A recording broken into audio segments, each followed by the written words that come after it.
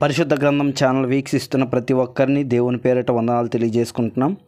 ప్రేమ, సంతోషము, సమాధానం సదా మీకు తోడేయండి నడిపించును గాక. నిన్నటి దినాన కీర్తన గ్రంథం 150 అధ్యాయాలు చదువుకున్నాం.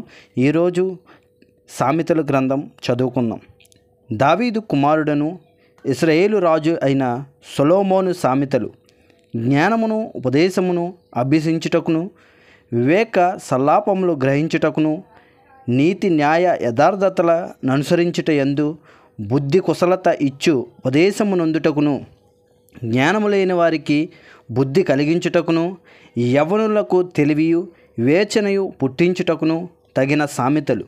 జ్ఞానము గలవాడు విని పాండిత్యము వృద్ధి చేసుకొనును, వివేకము గలవాడు ఆలకించి నీతి సూత్రములను సంపాదించుకొనును. వీటి చేత సామెతలను, భావసూచక విషయములను, జ్ఞానుల మాటలను, వారు చెప్పిన గూఢవాక్యములను జనులు గ్రహించుదురు. యెహోవా యందు భయభక్తులు కలిగి ఉండుట తెలివికి మూలము. మూర్ఖులు జ్ఞానమును ఉపదేశమును తిరస్కరించుదురు. నా కుమారుడా, నీ తండ్రి ఉపదేశము ఆలకించుము, నీ తల్లి చెప్పు బోధను త్రోసివేయకము. అవి నీ తలకు సొగసైన మాలికయు, నీ కంఠమునకు హారములనై ఉండును. నా కుమారుడా, పాపులు నిన్ను ప్రేరేపింపగా ఒప్పకము. మాతో కూడా రమ్ము, మనము ప్రాణము తీయుటకై పొంచియుందుము. నిర్దోషి అయిన ఒకరిని పట్టుకొనుటకు దాగియుందుము. పాతాళము మనుషులను మృంగివేయినట్లు వారిని జీవముతోనే మృంగివేయుదము. సమాధిలోనికి దిగువారు మృంగబడినట్లు వారు పూర్ణ బలముతో నుండగా మనము వారిని మృంగివేయుదము రమ్ము అని వారు చెప్పునప్పుడు ఒప్పకము. పలు విధములైన మంచి సొత్తులు మనకు దొరుకును. మన ఇండ్లను దోపుడు సొమ్ముతో నింపుకొందుము. నీవు మాతో పాలివాడివై యుండుము, మనకందరికీ సంచి ఒక్కటే యుండును అని వారు నీతో చెప్పుదురు. నా కుమారుడా, నీవు వారి మార్గమున పోకము, వారి త్రోవల యందు నడవకుండా నీ పాదమును వెనుకకు తీసుకొనుము. కీడు చేయుటకై వారి పాదములు పరుగులెత్తును, నరహత్య చేయుటకై వారు త్వరపడుచుందురు. పక్షి చూచుచుండగా వలవేయుట వ్యర్థము, వారు స్వనాశనమునకే పొంచియుందురు. తమ్మును తామే పట్టుకొనుటకై దాగియుందురు. ఆశాపాతకులందరి గతి అట్టిదే. దానిని స్వీకరించి వారి ప్రాణము అది తీయును. జ్ఞానము వీధులలో కేకలు వేయుచున్నది, సంత వీధులలో బిగ్గరగా పలుకుచున్నది, గొప్ప సందడి గల స్థలములలో ప్రకటన చేయుచున్నది.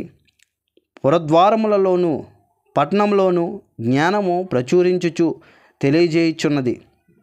ఎట్లనగా, జ్ఞానము లేని వారలారా, మీరెన్నాళ్ళు జ్ఞానము లేని వారుగా ఉండగోరుదురు? అపహాసకులారా, మీరెన్నాళ్ళు అపహాస్యము చేయుచు ఆనందింతురు? బుద్ధిహీనులారా, మీరెన్నాళ్ళు జ్ఞానమును అసహించుకొందురు? నా గద్దింపు విని తిరుగుడి, ఆలకించుడి. నా ఆత్మను మీ మీద కుమ్మరించుదును, నా ఉపదేశమును మీకు తెలిపెదను. నేను పిలవగా మీరు వినకపోతిరి, నా చెయ్యి చాపగా ఎవరును లక్ష్య పెట్టకపోయిరి. నేను చెప్పిన బోధ ఏమియు మీరు వినక త్రోసివేసితిరి. నేను గద్దింపగా లోబడకపోతిరి. కాబట్టి మీకు అపాయము కలుగునప్పుడు నేను నవ్వెదను, మీకు భయము వచ్చినప్పుడు నేను అపహాస్యము చేసేదను.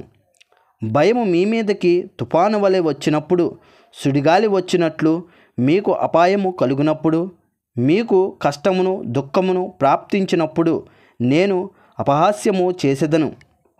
అప్పుడు వారు నన్ను గూర్చి మొర్రపెట్టెదురు గాని నేను ప్రత్యుత్తరమియ్యకుందును.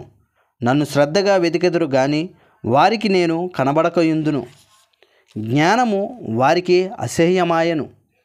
యెహోవా యందు భయభక్తులు కలిగియుండుట వారికి ఇష్టము లేకపోయెను. నా ఆలోచన విననొల్లకపోయిరి. నా గద్దింపును వారు కేవలం తృణీకరించిరి. కాబట్టి వారు తమ ప్రవర్తనకు తగిన ఫలము అనుభవించెదరు. తమకు వెక్కసమగు వరకు తమ ఆలోచనలను అనుసరించెదరు.